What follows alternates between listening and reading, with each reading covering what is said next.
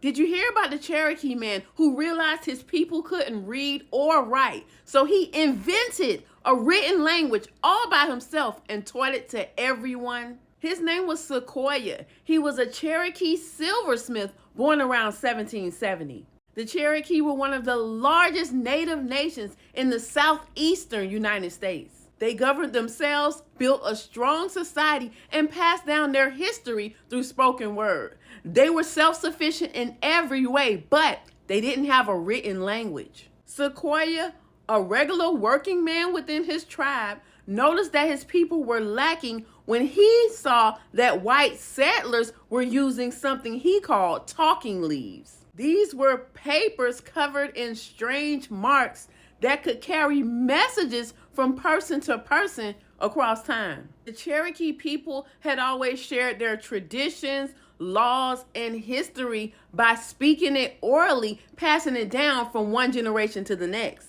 But Sequoyah realized that if people forgot some of the history or laws, or multiple people passed away, that all of that wisdom would be lost. So he decided to fix that. He wanted his people to have their own way to write down their language, but he didn't know how to start. And for 12 years, he tested out different ways to record language. At first, he wrote down symbols for every word, but that was too much to remember. Then he thought about making pictures to represent words, but that was hard too. Most people thought he was wasting his time because they had bigger worries. At the time, the U.S. government was forcing all of the Cherokee people off of their land and taking their homes. Most of them didn't see the need for a written language when they were losing their homes and their lives. Sequoyah's wife grew so frustrated with him for focusing on this writing system that she burnt all of his original papers, trying to get him to give up. But Sequoyah refused to give up.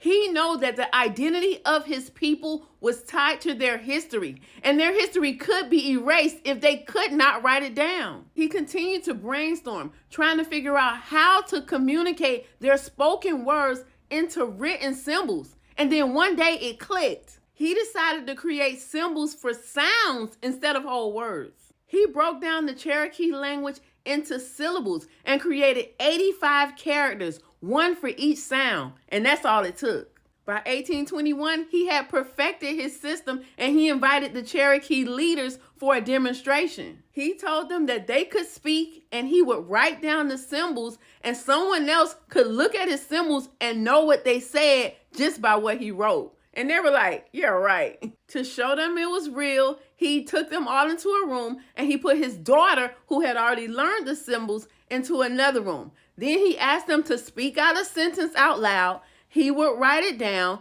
and then he called his daughter in to read the symbols, and she did it. They were stunned. Within months, thousands of Cherokee people were learning, reading, and writing in their own language. By 1825, most of the Cherokee people could read and write, giving them a higher literacy rate than the white settlers. And by 1828, they started publishing the first Native American newspaper, the Cherokee Phoenix, and they published it in both Cherokee and English. Do you see what happened? A man who barely understood the concept of written language invented a whole writing system that changed the future of an entire nation. Historians still call it one of the greatest achievements in human history. What do you think of this story? Leave a comment to let me know. I'm Te-Erika with the T. Follow for more.